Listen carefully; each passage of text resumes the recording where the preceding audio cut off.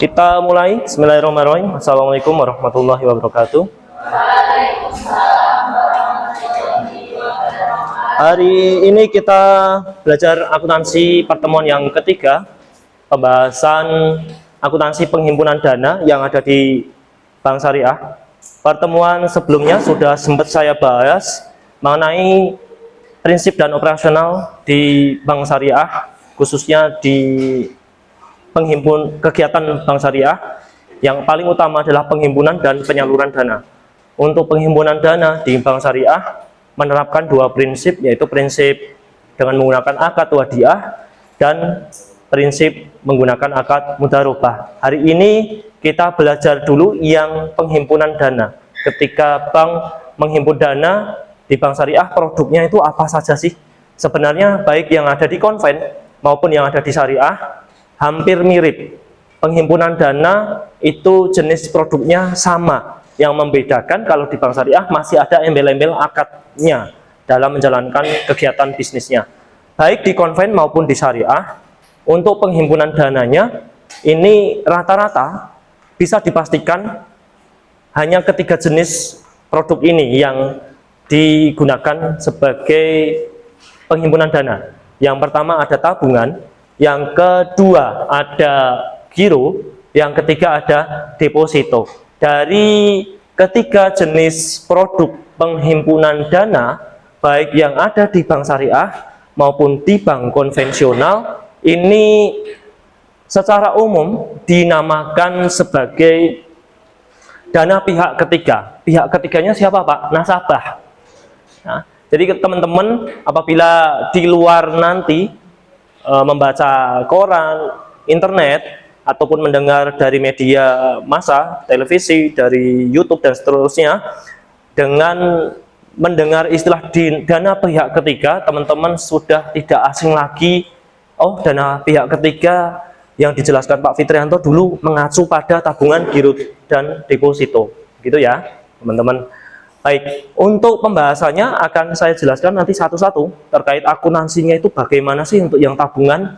Ya, tabungan sendiri ada tabungan mudharabah, ada tabungan wadiah. Nanti pencatatan akuntansinya bagaimana? Dari teman-teman berdua tadi yang dijelaskan, ini baru sekedar definisinya saja ya, baru sekedar teorinya. Praktek pencatatannya itu bagaimana, Pak?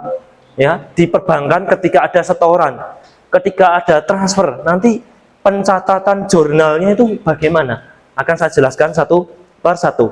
Tapi sebelumnya akan saya jelaskan apa sih yang disebut dengan tabungan. Teman-teman, saya kira di sini mungkin hampir semuanya sudah punya tabungan, ya. Entah itu dari keluarganya, orang tuanya, atau bahkan dari Anda sendiri yang sudah memiliki tabungan.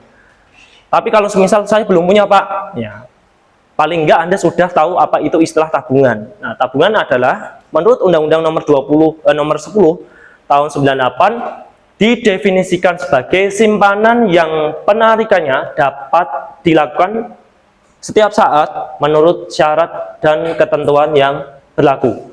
Tetapi penarikan di produk tabungan di Bank Syariah, di bank konvensional tidak bisa ditarik dengan menggunakan sarana cek maupun biliet giro. Nah, ini menurut Undang-Undang nomor 10 tahun 98.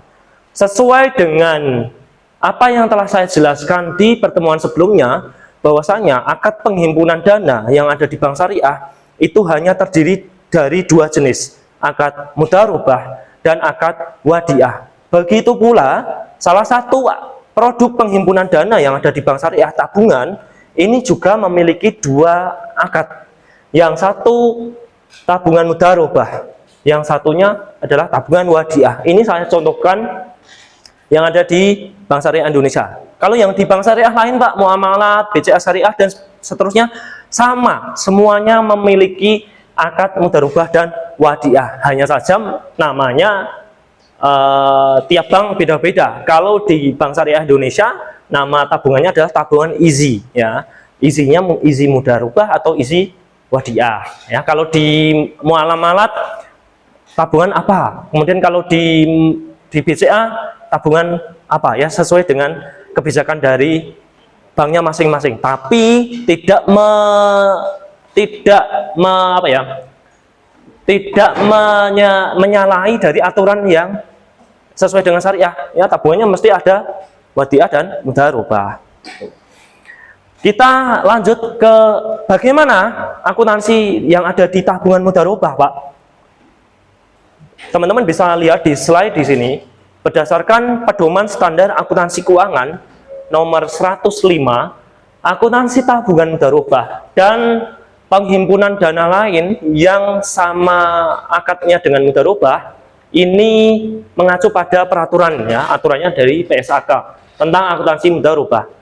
Dana yang diterima dari pemilik dana, dalam hal ini nasabah, dengan menggunakan akad mudharabah diakui sebagai dana sirkah temporer, ya, sebesar jumlah kas atau nilai wajar aset non kas yang diterima. Dana sirkah temporer itu apa sih, Pak? Ya, dana sirkah temporer itu saya contohkan ya kayak mudharabah, musyarakah, akad-akad yang kerjasama dengan nasabah, dengan bank. Ya, nanti ada bagi hasilnya. Nah, ini disebut dengan dana sirkah temporer. Nah, dalam hal ini kalau untuk di tabungan ada tabungan yang menggunakan mudharabah. Kalau di deposito ada deposito menggunakan akad mudharabah. Ini kalau yang produk penghimpunan dana. Kalau yang di penyaluran dana, Pak, ya pembiayaan yang menggunakan akad mudharabah, musyarakah itu bisa dimasukkan sebagai dana sirkah temporer. Baik, ini masih sekedar teori. Kita lanjut ke pembahasan selanjutnya. Namanya tabungan, namanya simpanan, tentu teman-teman bisa bertambah dan berkurang. Kalau untuk yang bertambah, bagaimana, Pak? Untuk simpanan kalau di tabungan, secara garis besar dijelaskan ada 3 poin yang menyebabkan penambahan yang ada di tabungan akad mudharabah. Pertama, setoran tunai. Jelas, Anda setor di bank dengan menggunakan uang cash, saldo Anda akan bertambah di tabungan. Kemudian transfer dari kantor cabang lain ke rekening nasabah. Anda mendapatkan transfer dari bank syariah. Misal Anda bank syariah A, teman Anda juga bank syariah A. Transfer Anda uang sejumlah misal 1 juta rupiah. Ini akan menyebabkan uang Anda bertambah. Yang menjadi catatan adalah di poin kedua dan 3 ini, saya ingin menyoroti yang kedua dulu. Transfer dari kantor cabang lain ke rekening nasabah. Ini bisa diartikan transfernya ini masih satu merek. Maksudnya satu merek, Pak. Ya, misal bank syariah A, teman Anda juga bank syariah A. Hanya saja misalnya Anda domisilinya di Salatiga. Anda bukanya rekening di Salatiga. Teman Anda yang satunya di Semarang. Bank syariahnya sama, bank syariah A. Teman Anda transfer ke Salatiga, ke rekening Anda masih satu merek, bank syariah A. Ini yang disebut dengan transfer antar kantor cabang. Begitu ya. Kalau transfer antar kantor cabang, satu merek tapi beda lokasi, beda cabang. Ya, ini tolong diperhatikan ya teman-teman, biar nanti ketika mengerjakan penjurnalannya tidak keliru. Kemudian saya ingin lanjut ke poin yang ketiga, transfer dari bank lain ke rekening nasabah. Kalau untuk yang poin ketiga ini mereknya sudah berbeda, meskipun sama-sama bank syariah. Yang satu bank syariah A, teman Anda bank syariah B. Ketika Anda transfer atau teman Anda transfer ke Anda, itu dihitung sebagai, di jurnalnya dicatat sebagai transfer dari bank lain. Kalau yang poin yang kedua, ini masih satu merek, bank syariah A ke bank syariah A, cuma beda lokasi. Nah, ini disebut dengan transfer antar kantor cabang. Kalau yang poin ketiga, ini kasusnya sudah beda merek, bank syariah A ke bank syariah B, itu sudah beda merek. Meskipun sama-sama syariah, apalagi ke konven, itu sudah beda sekali. Misal Anda bank syariah A, teman Anda BRI, BCA, itu sudah dihitung transfer antar bank lain. Nanti pencatatan di jurnalnya ini akan berbeda antara yang sesama cabang dengan yang beda bank. Paham ya? Tolong ini diperhatikan biar Anda nanti nggak bingung ketika mencatat di jurnalnya nanti. Contohnya bagaimana Pak? Saya contohkan langsung. Ya, saya harapannya tadi dikasih contoh ya Mbak ya. Kayak gini. Kita nggak usah lihat semuanya. Poin yang pertama dulu. Tanggal 2 Juni 2024, Bank Syariah X cabang Salatiga menerima setoran tunai tabungan mudharabah atas nama Febi sebesar 3,5. Saya ingatkan bagi teman-teman AKS di sini, Anda belajar AKS atau kuliah di jurusan AKS, saya ingatkan anak akuntansi yang orang yang bergelut di akuntansi, kemampuan Anda dalam menjalankan studi ini tidak cukup hanya mengandalkan perhitungan saja, angka-angka, tapi yang dibutuhkan lebih adalah menganalisa, menganalogikan, atau menerjemahkan dari berbagai kalimat yang ada di soal. Kalau Anda melihat dari kalimat ini saja Anda tidak paham, maka nanti Anda penjurnalannya juga akan keteteran. Meskipun yang Anda tulis angkanya sama, tapi nama akunnya yang Anda tulis nanti berbeda kalau Anda tidak paham. Saya ingatkan, Anda anak akuntansi tidak cukup hanya mengandalkan kemampuan menghitung saja, melainkan juga dibutuhkan kemampuan untuk menganalisis, menalar dari soal yang ada diberikan oleh dosen ataupun orang lain. Begitu ya. Tolong jangan malas baca kalau ketemu soal seperti ini. Di sini ada kata setoran tunai. Kalau tunai berarti apa? Kas. Ya, berarti Anda langsung masuk ke ini, jurnalnya nanti mesti hubungannya dengan kas karena ada embel-embel tunai, ada istilah tunai. Pencatatannya bagaimana, Pak? Kita lihat satu persatu. Nah, tanggal 2 Juni 2024 tadi si Febi setoran tabungan mudharabah. Berarti debit kasnya bertambah 3,5 juta rupiah. Kredit tabungan mudharabah Febi 3,5 juta rupiah. Teman-teman mungkin di sini banyak yang bertanya-tanya, yang sudah mempunyai buku tabungan.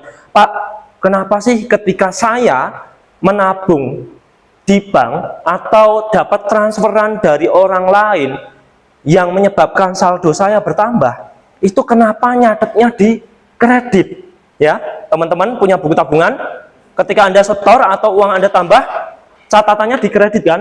Nah, ini yang perlu saya luruskan atau saya informasikan bahwasanya buku tabungan yang Anda pegang itu adalah buku pencatatannya, jurnalnya miliknya bank, bukan milik Anda.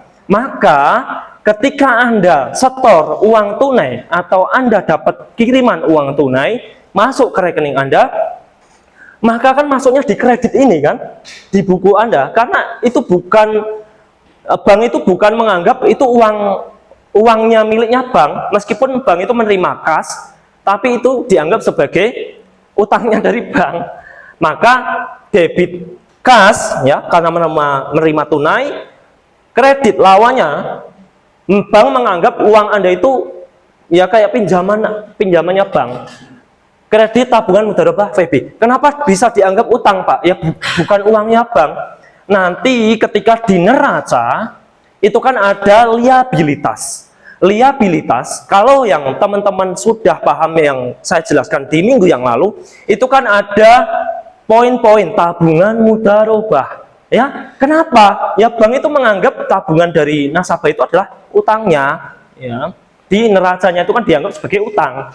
Ya, tapi kalau di jurnalnya bank menerima kas 3,5 juta, kredit lawannya ya 3,5 juta. Sampai di sini paham teman-teman? Paham ya?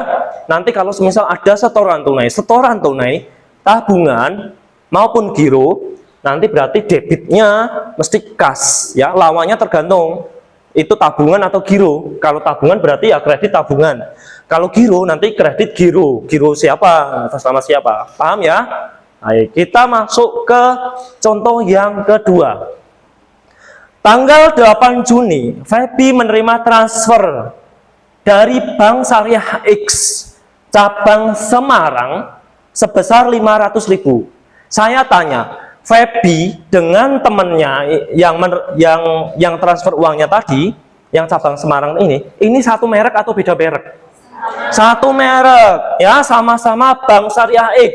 Punyanya Feby juga Syariah X, cuma beda lokasi. Feby punyanya Bank Syariah Salatiga, si temennya ini punyanya Bank Syariah Semarang, tapi mereknya masih sama. Maka penjurnalannya ini menggunakan istilah debit rekening antar kantor cabang Semarang sebesar 500.000, uangnya masuk di Feby, kredit tabungan mudarubah Feby. Feby kan nerima uang kan, dapat transferan, tapi bukan cash. Transfernya kan via mobile banking kah, internet banking kah, atau via ATM. Itu kan nggak tunai kan? Kalau Anda transfer ke teman Anda pakai mobile banking atau ATM, itu kan nggak tunai kan? Nggak Anda pegang kan uangnya? Tapi kan diawang-awang di sistem. Maka karena tadi nasabah temennya Feby tadi itu orang Semarang, yang didebit itu dari rekening Semarang, dimasukkan di penjurnalannya Bank Syariah Salatiga, maka debit rekening antar kantong cabang Semarang, masuknya di rekening Feby. Ini penjurnalan dari Bank Syariah X Salatiga, ya, saya informasikan, ya. Maka ditulis pakai rekening antar kantor. Ini kalau satu merek, beda cabang, pakai rekening antar kantor. Pertanyaannya, kalau transfernya beda bank bagaimana Pak? Kita lihat contoh selanjutnya. Tanggal 17 Feby menerima, ya, menerima berarti saya dapat uang nih, kalau saya Feby dari nasabah Bank Syariah Y. Ini satu merek atau beda merek? Beda merek. Tolong diperhatikan teman-teman, selain Anda membutuhkan hitung-hitungan, ya, cakap dalam hitung-hitungan, yang tidak kalah penting adalah menganalisa dari soal, memahami soal. Di sini X, di sini Y, berarti sudah beda merek, meskipun sama-sama syariah. Pertanyaannya, jurnalnya bagaimana Pak? Kalau tadi transfernya sesama merek, beda lokasi atau beda cabang, itu menggunakan rekening antar kantor. Tapi kalau beda bank, ya, beda bank syariah, beda atau ke konven lah, ini menggunakan istilahnya akunnya Giro Bank Indonesia, ya, debit Giro Bank Indonesia sebesar 1,5 juta, kredit tabungan mudarubah Feby dimasukkan ke rekeningnya Feby karena Feby menerima uang 1.500.000. Kenapa Pak pakai Giro Bank Indonesia? Karena saya jelaskan, kalau transfer beda bank, ini dalam dunia perbankan, ini harus melalui Bank Indonesia. Misal, ini Bank Syariah A, ini Bank Syariah B. Ketika yang Syariah A pengen transfer ke B, ini tidak boleh langsung, harus via perantara. Perantaranya adalah BI-nya ini. Ya, meskipun ketika teman-teman itu transfer beda bank ke teman Anda, itu langsung sampai, tapi secara penjurnalan ini melalui Giro Bank Indonesia dulu. Dinamakan apa Pak istilahnya? Clearing. Bahasa dunianya perbankan kayak gitu. Meskipun Anda transfer beda bank, itu disebut namanya clearing, ya, istilahnya. Clearing bukannya hanya di giro Pak, enggak. Ya, giro juga ada clearing. Anda transfer beda bank, di istilah dunia perbankannya juga disebut clearing, ya.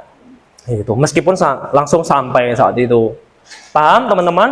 Saya ulangi, kalau sesama merek itu transfer sesama merek beda lokasi pakai istilah rekening antar kantor. Kalau transfer ke beda merek pakai istilah Giro Bank Indonesia. Begitu ya, paham teman-teman? Sampai di sini ada yang ditanyakan? Cukup jelas? Ya. Kita masuk ke yang terakhir. Tanggal 30 Juni, Feby terima bagi hasil tabungan mudarubah. Ya, tabungan mudarubah ada bagi hasilnya sebesar Rp20.000. Berarti di slide yang Anda baca di sini itu kan transaksi penambahan tabungan. Berarti kalau penambahan tabungan, ya Feby itu menerima uang terus, ya. Penjurnalannya bagaimana, Pak? Ya. Untuk yang tanggal 30 di sini, debit hak pihak ketiga atas bagi hasil kalau di tabungan mudharabah atau di deposito mudharabah ini sama. 20.000 kemudian dikreditkan ke rekeningnya mudharabah Feby sama sebesar 20.000 rupiah. Pak, akunnya ini boleh saya ganti-ganti nggak? Nggak boleh, karena ini sudah pakem, ya. Anda mungkin kalau di akuntansi dasar kan kalau beli kursi itu kan peralatan, ya udah peralatan kan, atau perlengkapan. Terus kemudian kalau bayar gaji, beban gaji, kan nggak boleh diganti apa beban pembayaran tok, itu kan nggak boleh kan, harus ada istilah gajinya. Nah ini juga akuntansi di perbankan syariah, akun-akunnya ya hanya gini-gini saja kurang lebihnya.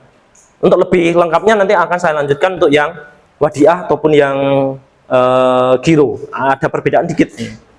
Sampai di sini teman-teman paham? Ya, lebih mudah daripada Anda di akuntansi dasar. Ya, kalau akuntansi dasar Anda sudah oke, insya Allah bisa mengikuti untuk mata kuliah yang akuntansi perbankan syariah di sini. Nah, ini untuk kasus penambahan saldo. Ada yang ditanyakan? Agus? Kok? Ferdi? Kok Ferdi siapa?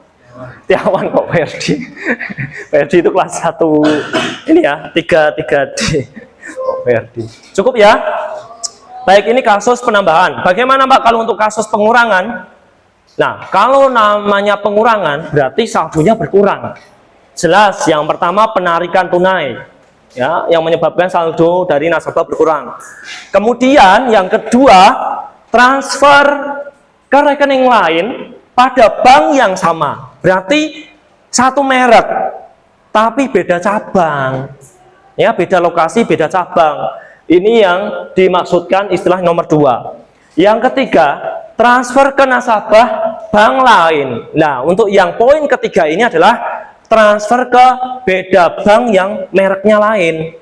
Kalau yang kedua, mereknya sama, cuma beda lokasi saja atau beda cabang. Kalau yang ketiga, transfer ke nasabah bank lain, beda merek.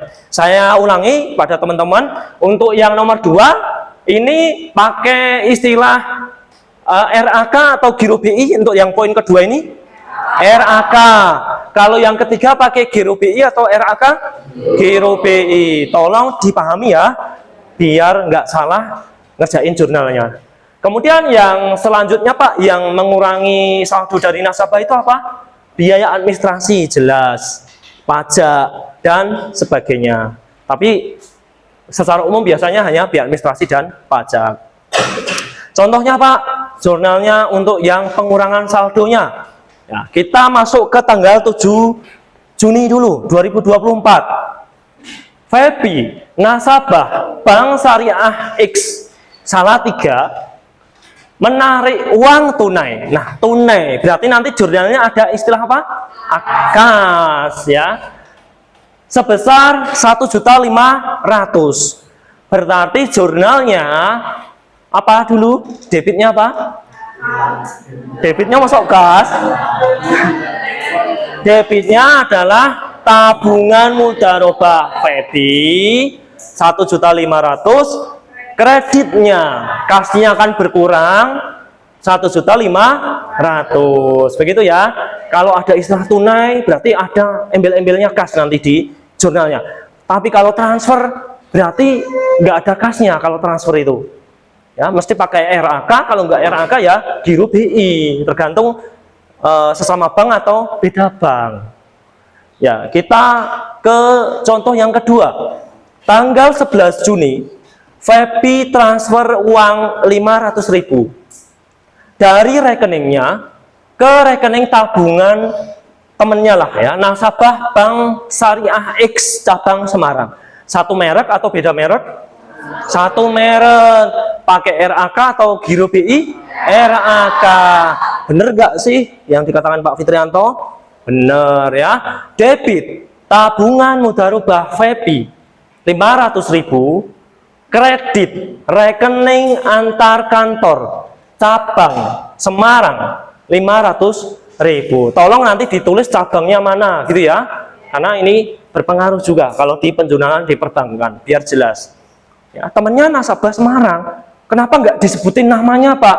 Enggak ya, karena temennya itu adalah nasabah Semarang, masuknya ke rekening nasabah Semarang dulu. Nah, baru nanti ketika yang di Semarang jurnal itu dibalik kredit rekening antar kantor. Mohon maaf, debit rekening antar kantor cabang Salatiga kalau yang di Semarang, debitnya mohon maaf, kreditnya tabungan mudharabah temennya FEBI yang di Semarang. Begitu ya. Paham ya, teman-teman ya? Paham.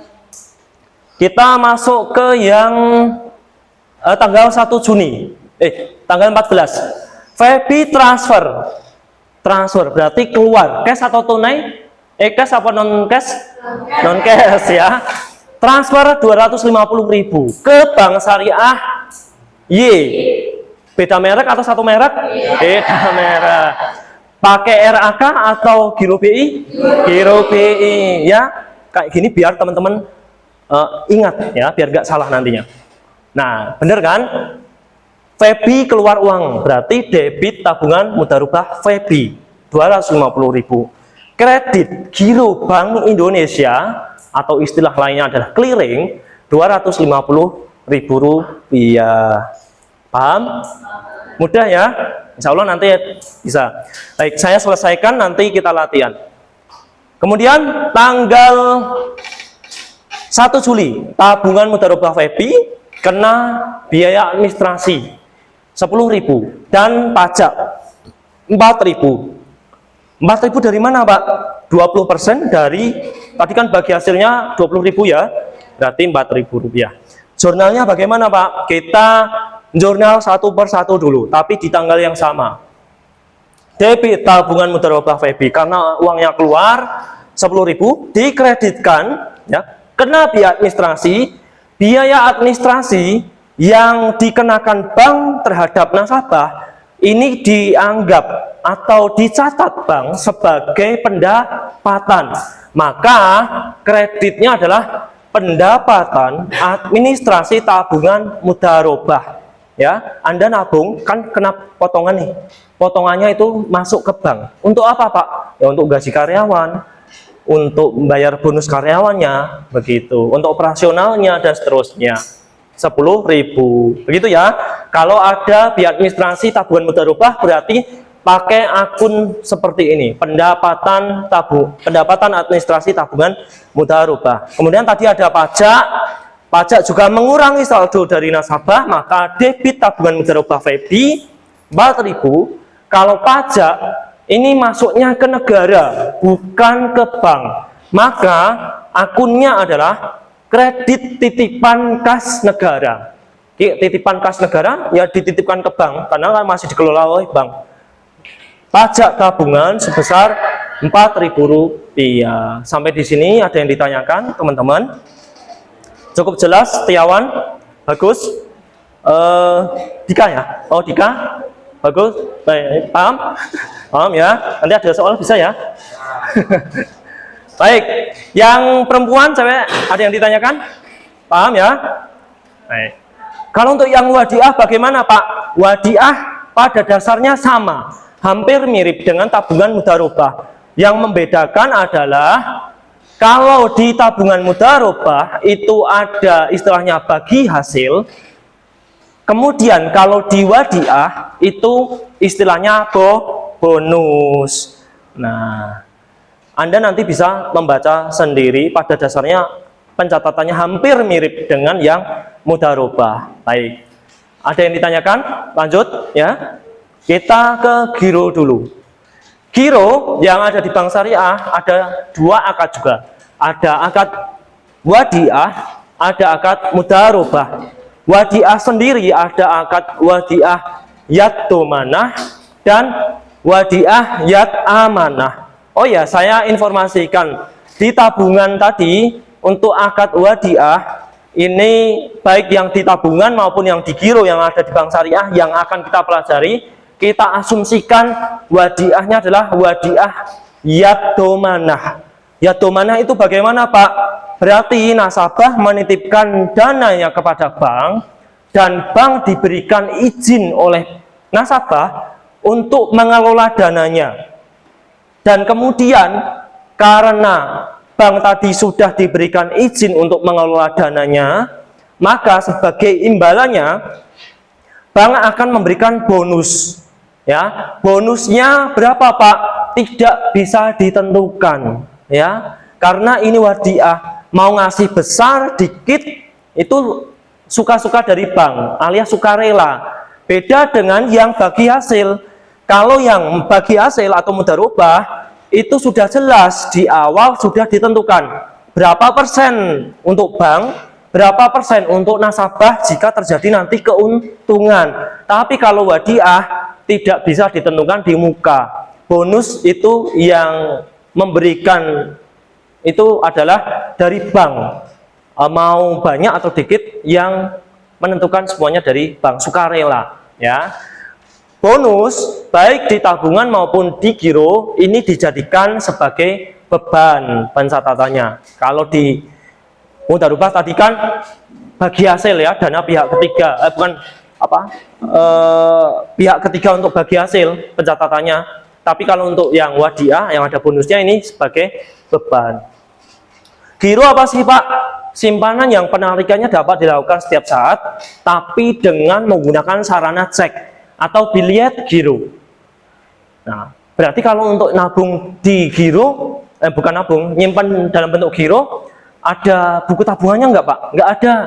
Kalau untuk giro itu biasanya nasabah hanya mendapatkan buku cek atau BG, masing-masing isinya 20 lembar. 25 lembar, kalau habis nanti minta. Lah, buku cek BG itu digunakan untuk apa, Pak? Digunakan untuk transaksi. Misal biasanya nasabah yang buka giro itu adalah pengusaha atau bisnismen lah.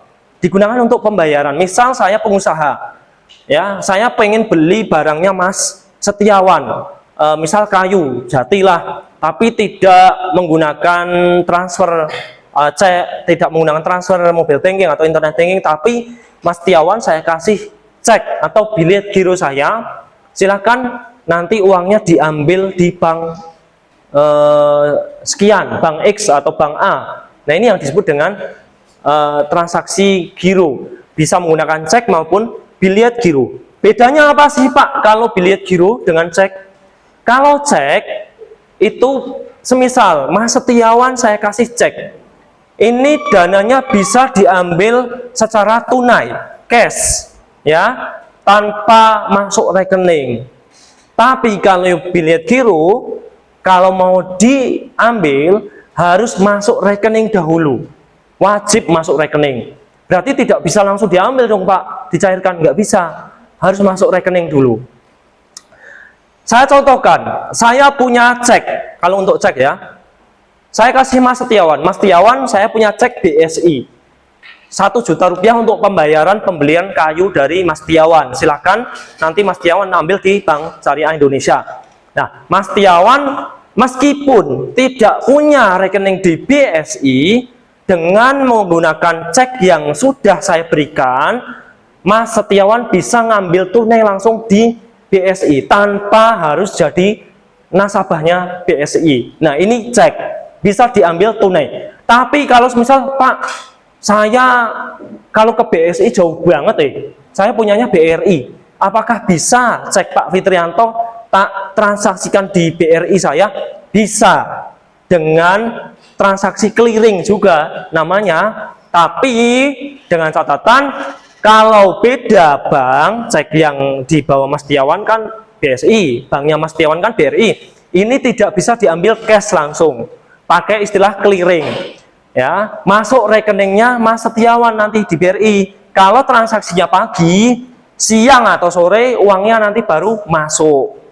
Ini kalau cek, ya, bisa dicairkan tunai, dengan catatan harus ke BSI-nya. Tapi kalau merasa kejauhan, bisa ke rekeningnya Mas Setiawan yang BRI dengan transaksi clearing, nanti masuk di rekeningnya Mas Setiawan. Ini kalau cek. Kalau cek bagaimana Pak? Misalnya kan ada tanggal-tanggalnya Pak. Ini kalau cek, misal saya nulisnya sekarang, misal Mas Setiawan, saya tulis di tanggal dan tempat di sini, misal tanggalnya hari ini tanggal 27 ya, tapi saya tulis tanggal 28 lah katakanlah, besok berarti 28 September 2024 sekian bayarlah pada Mas Setiawan atau yang memegang ini sebesar 1 juta rupiah misalnya. Mas Setiawan datangnya tanggal 27 ini, bisa nggak Pak kalau cek? Bisa, jawabannya bisa kalau cek ya, sampai maksimal kurang lebihnya kalau nggak salah ya 70 hari setelah tanggal penulisan di sini. Ini kalau cek. Tapi kebalikannya, kalau BG, ya, misal saya kasih BG Mas Setiawan tidak bisa langsung mencairkan BG tersebut secara cash, harus masuk rekeningnya dulu. Misal BG saya BSI, Mas Setiawan datang ke BSI, padahal Mas Setiawan belum punya rekening BSI. Mau nggak mau, kalau pengen langsung cair, masuk rekening, Mas Setiawan harus buka rekening BSI. Tapi kalau Mas Setiawan, wah aku punya rekening banyak aku cukup BRI wae lah. Ya udah, Mas Setiawan cukup ke BRI dengan membawa BG-nya tadi. Nanti transaksinya sama, istilahnya clearing sama, ya. Paham ya teman-teman antara perbedaan cek dan BG? Ya. Kalau BG tanggalnya di sini harus sesuai. Misal saya tulisnya 28 September. Mas Setiawan mau menyairkan sekarang nggak bisa. Ya, harus minimal tanggal yang tertulis atau maksimal 70 hari setelah ini. Jadi misal tanggal 28, 70 hari setelahnya masih bisa. Mau datang seminggu lagi bisa, masih bisa. Kalau nggak salah ya 70 hari atau berapa puluh hari. Kalau belum berubah aturan dari BI. Itu ya, teman-teman. Pencatatannya bagaimana Pak? Kalau giro kan ada wadiah dan mudharabah, tapi yang paling banyak di perbankan syariah giro ini adalah giro wadiah. Ya. Untuk penambahan dana ini yang menyebabkan sama, hampir sama dengan yang di tabungan. Setor tunai jelas tambah dana. Kemudian transfer dari tabungan maupun giro cabang lain dari bank yang sama. Ini nanti menggunakan istilah apa? RAK.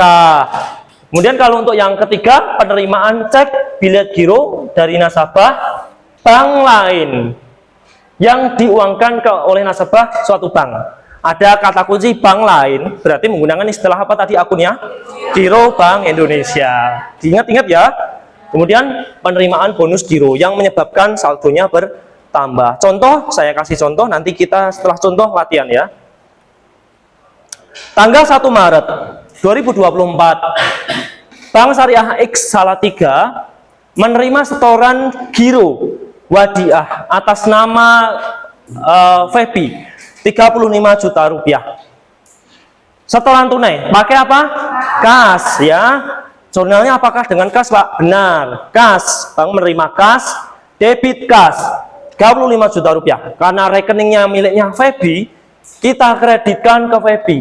Kredit giro wadiah Febi 35 juta rupiah. Paham ya? Fit. Ini hampir mirip dengan yang di tabungan. Bedanya cuma di ini saja. Kalau dari tabungan berarti ya tabungan mudharabah. Kalau giro ya giro. Sesuai dengan akadnya apa. Kita masuk ke contoh yang kedua. Tanggal 5 Maret, Febi terima transfer. Ini cash atau non tunai? Non tunai. Dari nasabah Bank Syariah X, satu merek, beda merek, satu merek, sebesar 5 juta rupiah. Kalau satu merek, beda lokasi, pakai apa? RAK. Ya, debit RAK cabang Semarang 5 juta rupiah dikreditkan. Ya, giro wadiah Febi. Bukan dikreditkan ya, lawannya adalah kredit giro wadiah Febi. Tabungannya kan berkurang. Nah ini bukan tabungan, gironya Febi kan berkurang 5 juta rupiah. Paham ya? Nah ini tanggal 10 Maret Febi terima bilet giro dari nasabah Bank Syariah Y. Satu merek, beda merek? Beda merek. Pakai RAK atau giro BI? Giro BI. Sebesar 15 juta rupiah. Karena membeli barang, ya, BG tersebut dicairkan Febi dan masuk di rekeningnya. Ini berarti Febi nerima kas nggak? Nerima kas nggak? Nerima kas nggak? Dicairkan, lalu dimasukkan, langsung masuk rekeningnya. Jadi langsung masuk rekening. BG kan ini tidak bisa diterima tunai, Mbak. Kalau mau ngambil tunai, masuk rekening dulu. Berarti kan masuk rekening, ya. Kalau cek, beda lagi ceritanya, ya. Jurnalnya bagaimana? Debit, beda bank ya, giro Bank Indonesia, 15 juta. Kredit, langsung masuk di rekeningnya si Febi. Mohon maaf. Mohon maaf. Tadi kan untuk bayar ya. Ini penambahan ya. Mohon maaf. Benar. Debit giro Bank Indonesia. Kredit, saldonya si Febi kan bertambah 15 juta rupiah. Ini BG ya, nanti kalau cek beda lagi ceritanya. Kalau cek kan bisa diambil tunai, kecuali kalau ceknya, aku nggak butuh tunai langsung tak masukin rekening, boleh nggak Pak? Bisa kalau cek. Ya. Yuk, contoh yang terakhir, tanggal 31 Maret, Febi terima bonus, berarti menerima ya, tambah saldonya.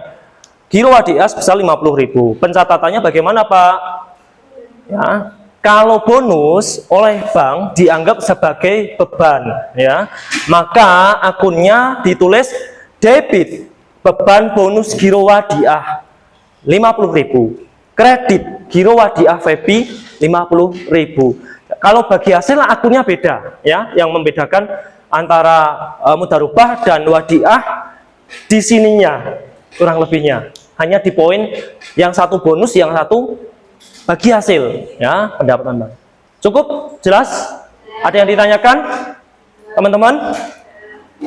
Kalau untuk giro mudharabah Pak, hampir sama pencatatannya yang ada di tabungan mudharabah. Ini untuk yang berkurangnya, ya, kurang lebihnya juga hampir sama yang sudah saya jelaskan di tabungan tadi. Ya. Saya kasih contoh saja untuk yang pengurangan. Tanggal 3 Maret, Febi menggunakan ceknya. Nah, Mbak, tadi yang bingung cek atau BG? Cek ya. Ini cek. Kalau cek kan diambil tunai ya. Ya, bukan BG. Kalau BG masuk rekening. Ya.